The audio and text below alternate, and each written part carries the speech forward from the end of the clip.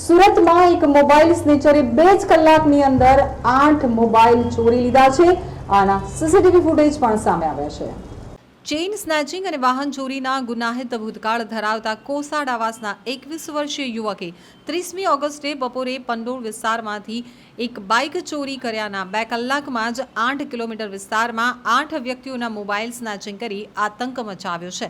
ભોગ બનેલા લોકો પોલીસ મથકે ફરિયાદ કરવા દોડી આવતા કતારગામ પોલીસે ફૂટેજને આધારે સ્નેચરને દબોચી લીધો હતો. આરોપી પાસેથી 83,000ની કિંમતના 8 મોબાઈલ ફોન તથા બાઇક પણ કબજે કરી લીધી હતી.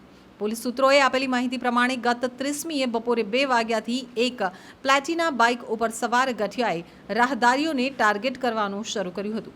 ચોક બજાર પારસા સોસાયટી પાસેથી વસ્તા દેવડી રોડ, કતારગામ સુમુલ ડેરી રોડથી મહિધરપુરા વિસ્તારના 3 પોલીસ મથકના 8 કિલોમીટર વિસ્તારમાં રૂટ ઉપર જે વ્યક્તિ મોબાઈલ ફોનનો ઉપયોગ કરતી દેખાય તેનો ફોન આંચકી લેવાયો હતો.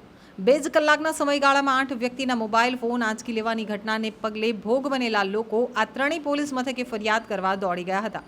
લોકોની કાગા રોડ વચ્ચે પોલીસે સીસીટીવી ચેક કરતા કતારગામ પોલીસ આ શખ્સને ઓળખી ગઈ હતી ને ઉત્તરાયણમાં 2 ગુનામાં થોડાક સમય પહેલા જ પકડાયેલો અને કોસાડ આવાસમાં રહેતો સુમિત ઉર્ફે ગોલુ મદન મોહન સહાની ને પોલીસે ઉચકી લીધો હતો.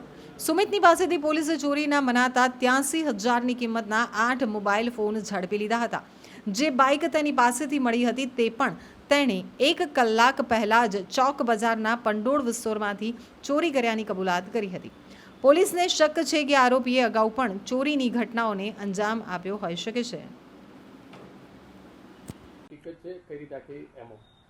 તારીખ 30 ઓગસ્ટના રોજ કતારગામ પોલીસ સ્ટેશન વિસ્તારમાં મોબાઈલ સ્નેચિંગના બનાવો પોલીસના ધ્યાને આવતા સર્વેલન્સ સ્ટાફના અધિકારી તથા કર્મચારીઓએ આરોપીના સીસીટીવી ફૂટેજ મેળવવાનો પ્રયત્ન કરેલ, જેમાં સફળતા મળતા આરોપી સુમિત ઉર્ફે ગોલુ મદન મોહન સાહની નામના આરોપી કે જે કોસાડ આવાસમાં રહે છે તેની ધરપકડ કરેલી.